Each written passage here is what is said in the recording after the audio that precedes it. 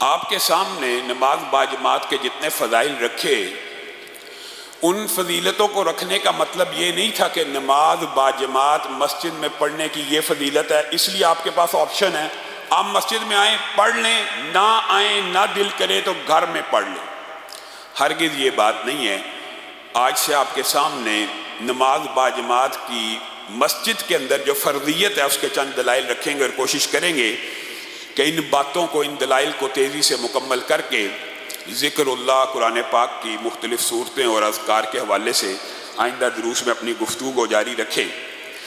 پہلی جو دلیل ہے کہ مسلمان مرد کے اوپر نماز مسجد میں فرض ہے، یہ آپ نے کیا سمجھا کہ مسجدیں بلا وجہ بنتی ہیں اور مسجدوں کے بنانے کی غرض و غایت آپشنل ہے کہ بندہ دل چاہے تو مسجد میں چلا جائے پڑھ لے، دل چاہے تو اپنے گھر میں پڑھ لے، دل چاہے تو آفس میں جا بیٹھا پڑھ لے۔ یہ جتنے فضائل باجماعت کے بیان کیے، عورتیں گھر میں ان فضائل میں شریک ہیں اور عورتیں اپنے وقت مقررہ پہ پڑھیں گی، سارے کے سارے اجر و ثواب کو حاصل کر لیں گی۔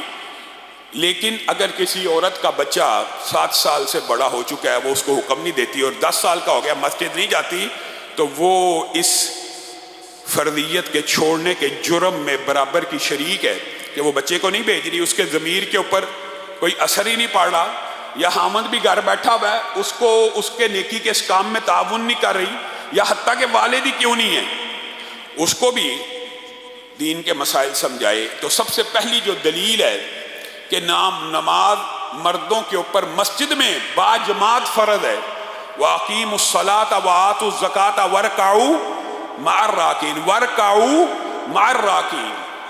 تم نماز پڑھو کن کے ساتھ؟ رکوع کرنے والوں کے ساتھ۔ رکوع کرنے والوں کے ساتھ سے یہ کوئی راکٹ سائنس نہیں ہے، بڑی عام فہم قرآن کی آیت ہے۔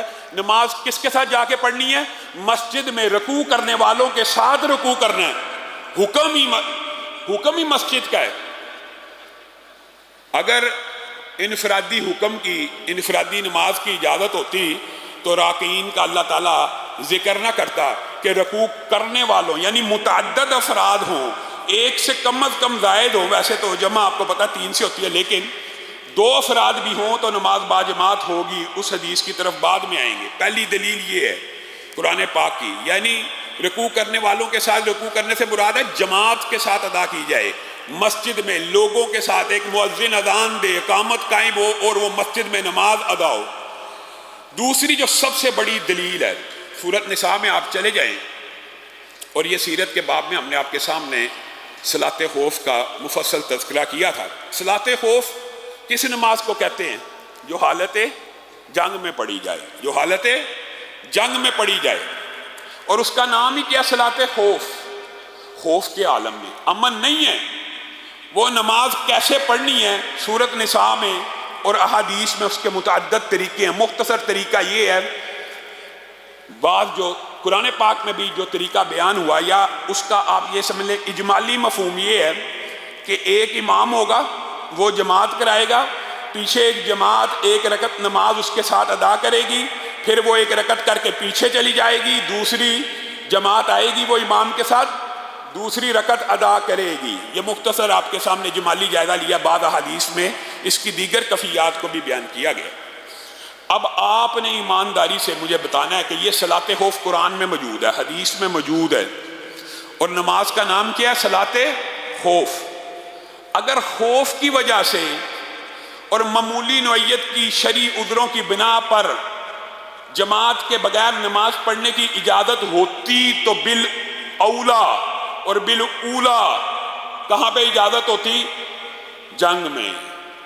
رسول اللہ صلی اللہ علیہ وسلم جنگ میں اجازت دے دیتے کہ اپنی اپنی نمازیں ٹولیوں کی شکل میں تھوڑے تھوڑے لوگ پڑھ لو، انفرادی پڑھ لو۔ وہاں پہ بھی حکم کیا دیا جا رہا ہے؟ جماعت کے ساتھ پڑھو۔